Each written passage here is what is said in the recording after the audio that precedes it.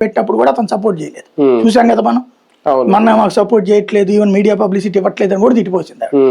అతను ఒప్పుకోలేదు. అతను ఒకసారి ఫిక్స్ అయితే క్లియర్. ఈయన మళ్ళీ వెళ్తానంటున్నారు, చేస్తానంటున్నారు. ఏముంది అందులో అంటే అక్కడ వాళ్ళు తిడతారు గ్యారంటీగా. తిట్టినప్పుడు ఎమోషన్, ఆంధ్ర పోరాట యోధుడిగా ప్రొజెక్ట్ కావడం. జాతీయ రాజకీయాల్లో కీలక అంశం 2026 భారతీయ జనతా పార్టీకి బాగా కలిసి వస్తుందా? పశ్చిమ బెంగాల్ ఎన్నికల్లో గెలవడం కానీ, 12 ఏళ్ల పాత పూర్తి చేసుకొని ప్రధాని నరేంద్ర మోడీ ఒక రికార్డు సాధించడం కానీ, ఇదే టైంలో మరి ఎంతవరకు వాస్తవం అవుతుందో లేదో తెలియదు, టీఎంసీని కాంగ్రెస్ లో విలీనం చేసేస్తారు అనేది ఒకటి. ఇదే టైంలో ఇంకొకటి కూడా, అంటే ఇదంతా జరుగుతుందని డైవర్షన్. ఇప్పుడు ఎవరైతే మీనాక్షి నటరాజన్ది ఇది ఆమె రాజ్యసభకి వేసిన నామినేషన్ తిరస్కరించారో, మళ్ళీ ఇప్పుడు సుప్రీంకోర్టు కూడా కొట్టేసిందంట కదా, విచారణకు స్వీకరించలేదట.